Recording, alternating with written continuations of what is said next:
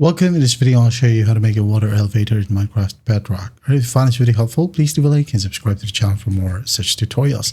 Now, first off, just go ahead and make a tube right here. Okay. We need 2 tubes. So I'm actually not finished yet. Okay. We have 1 and 2. 1 for falling down, 1 for going up. So first up, for going up, let's just break down some glass right here and add in glass in here, and then you'd need a sign. Okay, this is to prevent water from spilling out. Okay, and then once that's done, let's go ahead and go up and place a bucket of water, just like so. As you can see, it's not spilling out. So after that, just go ahead and break the bottom block, replace it with gravel, just like so. And go ahead and add in some kelp. Okay.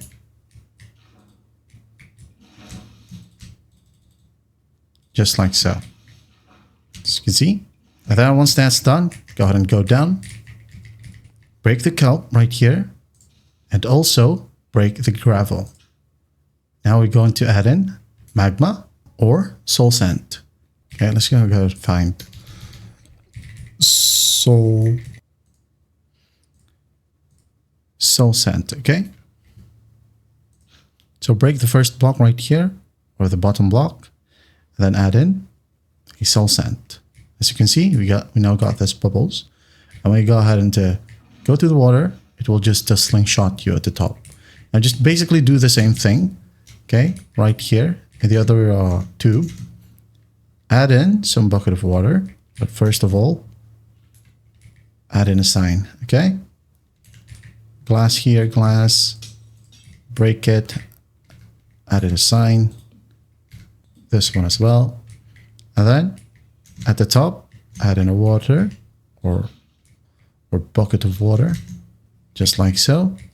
Add in kelp, go in, add in all your kelp.